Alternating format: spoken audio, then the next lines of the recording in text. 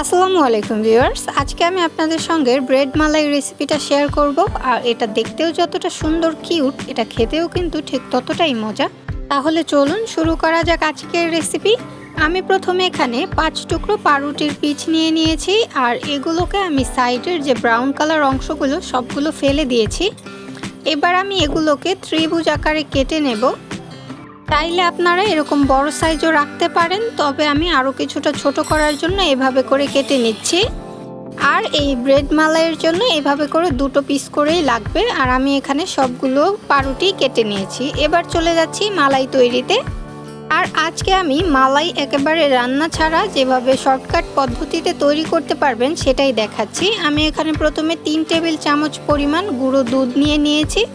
আর প্রথমে আমি 1 টেবিল চামচ পরিমাণ কনডেন্সড মিল্ক দিয়ে দিচ্ছি, তবে পরবর্তীতে যদি লাগে তাহলে আমি আবার দেব।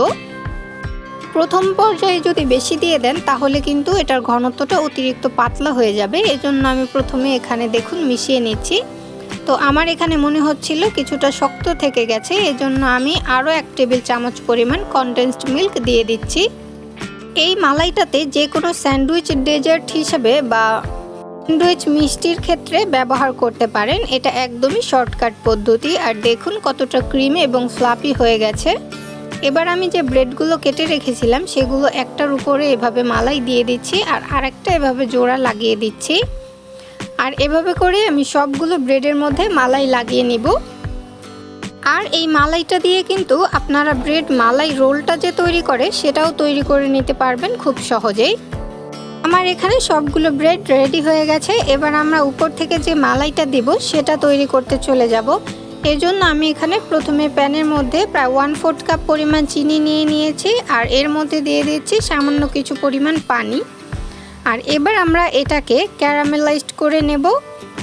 প্রথম পর্যায়ে এটা নাড়াচাড়া করার কোনোই দরকার নেই। যখন দেখবেন এরকম লাল হয়ে এসেছে তারপরে একটা স্প্যাচুলা বা খুন্তির সাহায্যে হালকা হাতে নেড়ে চেড়ে সুন্দর এরকম একটা কালার আসলে এর মধ্যে দিয়ে দেব 1/3 কাপ পরিমাণ পানি।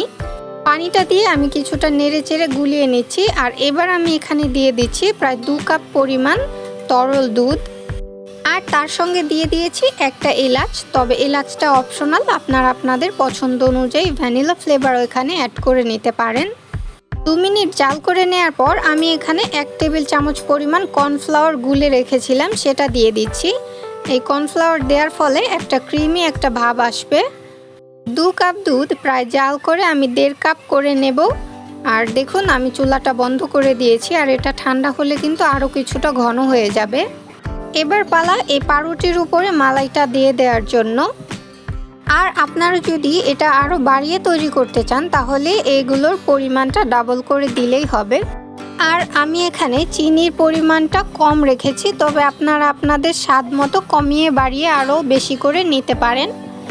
তবে যে কোনো ডেজার্ট আইটেমে মিষ্টির পরিমাণটা একটু কম থাকলে কিন্তু এটা খেতে বেশি ভালো লাগে। এবার আমি এটাকে ফ্রিজে রেখে প্রায় 2 ঘন্টার মতো ঠান্ডা করে নিয়েছি।